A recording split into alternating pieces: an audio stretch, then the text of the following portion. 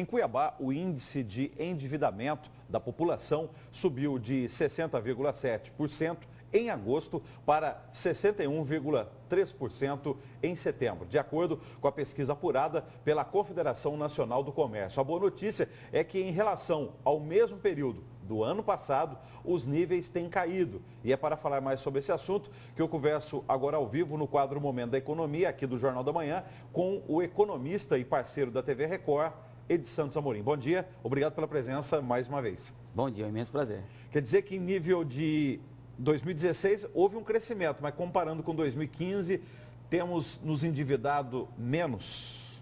Ainda que uma discreta melhora em relação ao endividamento, né, Antônio?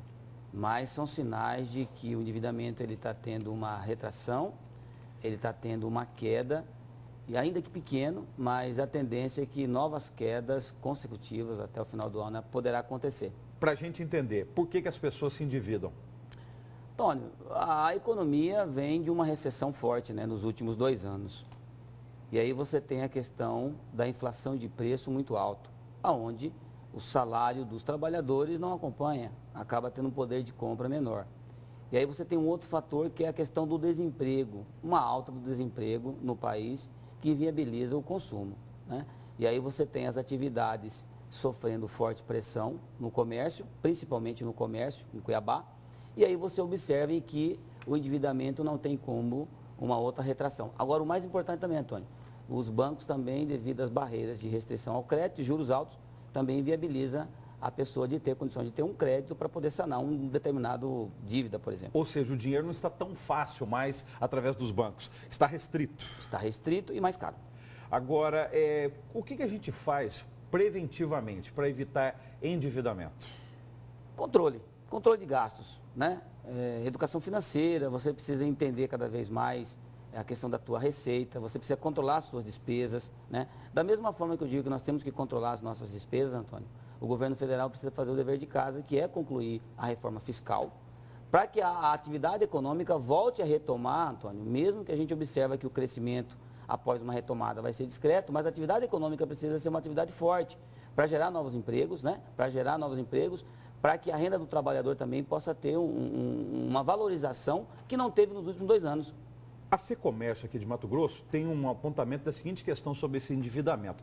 Diz o seguinte, que nós brasileiros, nós temos um problema em relação a povos de outros países. Enquanto lá as pessoas se endividam comprando bens duráveis, um carro, uma casa, aqui no Brasil a gente se endivida comprando, por exemplo, roupa, eletrodomésticos, coisas supérfluas às vezes que a gente vai no dia a dia não precisar tanto delas quanto de uma casa ou de um veículo. É isso mesmo? A gente não sabe comprar, a gente não sabe se endividar no Brasil? É verdade, é o conceito do consumismo brasileiro é muito forte e as pessoas não têm educação financeira para isso, Antônio.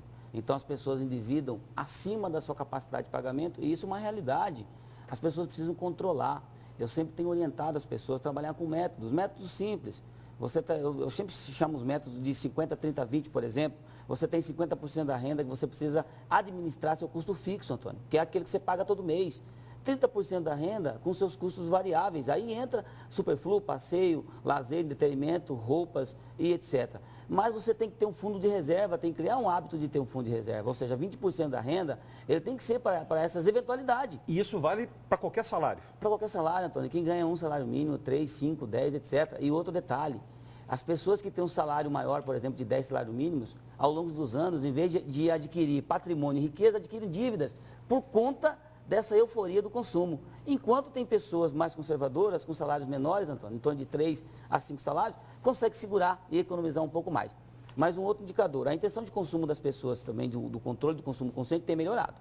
Em relação ao ano passado para esse, houve uma melhora. Então as pessoas estão começando também a ter consciência. Mas se tiver consciência, sem ter controle de gastos, sem ter educação, valorização do seu próprio dinheiro, nenhuma regra é válida para essa pessoa, Antônio. Muito obrigado, até semana que vem. Eu que agradeço, um forte abraço.